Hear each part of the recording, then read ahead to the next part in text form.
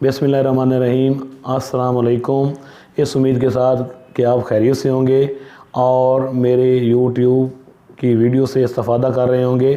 आज जिस टॉपिक पर मैंने वीडियो बनाने की सही की है वो कुछ इस तरह है कि हायर एजुकेशन में कौन कौन सी टीचिंग फैकल्टी होती है, कौन कौन सी टीचिंग की जॉब्स आती हैं और इन जॉब्स पर भर्ती होने के लिए क्या अहलियत और काबिलियत होनी चाहिए।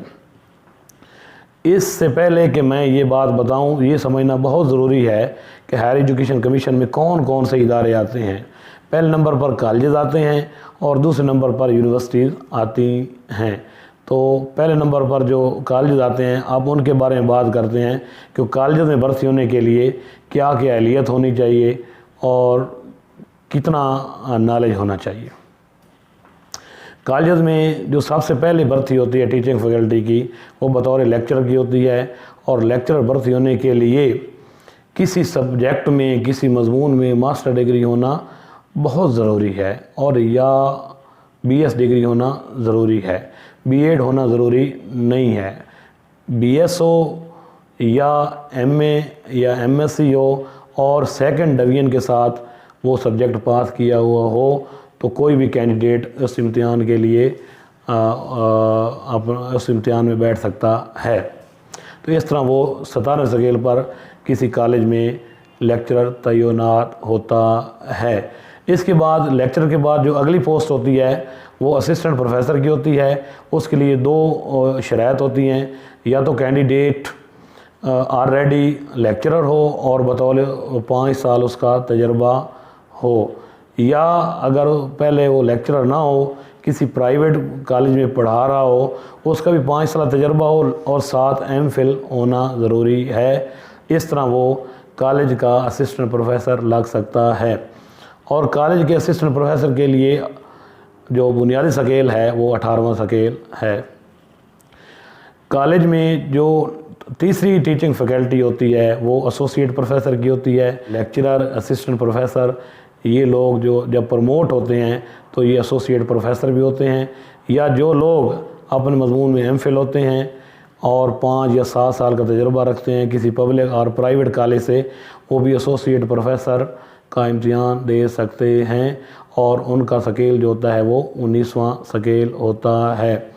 इसी तरह कॉलेज में जो प्रोफेसर तैनात होते हैं वो लेक्चरर से उनका सफ़र शुरू होता है, फिर असिस्टेंट प्रोफेसर 18वें स्केल पर, फिर एसोसिएट प्रोफेसर 19वें स्केल पर, और वही लोग जो हैं आगे प्रमोट होकर जो हैं वो प्रोफेसर बनते हैं। और वही प्रोफेसर जो हैं 20वें, 21वें या 22वें स्केल के उस कॉलेज के प्रिंसिपल बनकर उस कॉलेज की मैनेजमेंट सीट को संभाल कर उस कॉलेज का इंतज़ाम संभालते हैं।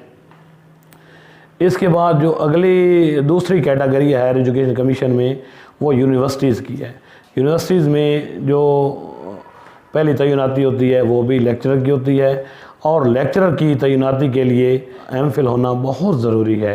कॉलेज के लेक्चरर के लिए मास्टर डिग्री होना चाहिए या बीएस होना चाहिए और यूनिवर्सिटी के लेक्चरर के लिए अपने मजमून में एमफिल होना बहुत ज़रूरी है। और इस तरह कॉलेज का जो लेक्चरर है वो 17वें स्केल पर अपॉइंट होता है और यूनिवर्सिटी का जो लेक्चरर है वो 18वें स्केल पर भर्ती होता है। इसी तरह यूनिवर्सिटी का लेक्चरर के बाद जिस तरह कॉलेज का असिस्टेंट प्रोफेसर होता है, यूनिवर्सिटी का जो है वो भी असिस्टेंट प्रोफेसर होता है। कॉलेज का असिस्टेंट प्रोफेसर जो है वो 18वें स्केल पर तैनात होता है और जो यूनिवर्सिटी का असिस्टेंट प्रोफेसर होता है वो 19वें स्केल पर तैनात होता है।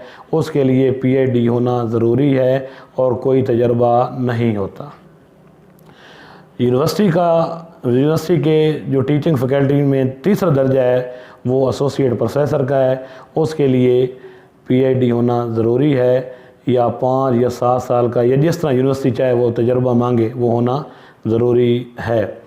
और इसके बाद असिस्टेंट प्रोफेसर के बाद एसोसिएट प्रोफेसर और एसोसिएट प्रोफेसर के बाद प्रोफेसर जो है वो यूनिवर्सिटियों में तैनात होते हैं। और जो कैंडिडेट अपने मजमून में पीएचडी रखते हैं और 10 या 12 या 15 साल का, जिस तरह यूनिवर्सिटी चाहती है, वो तजर्बा रखते हैं, तो वो लोग जो हैं यूनिवर्सिटी में बतौर प्रोफेसर तैनात हो सकते हैं। और जो प्रोफेसर का स्केल होता है वो 20वां स्केल या 21वां स्केल होता है।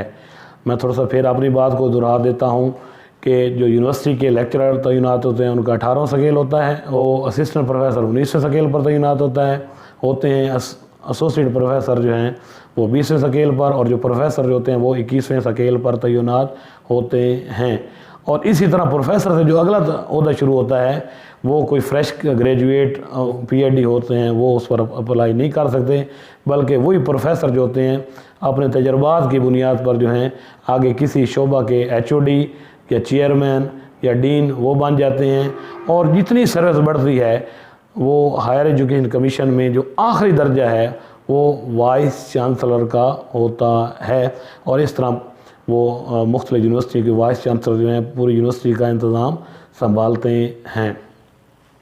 मैं उम्मीद करता हूँ कि आपको इस वीडियो की समझ आ गई होगी, और इस तरह की मज़ीद वीडियोस देखने के लिए आप मेरी वीडियो से जुड़े रहें, मेरी वीडियोस देखते रहें। खुदा हम सब का हामी नासिर हो। खुदा हाफिज़।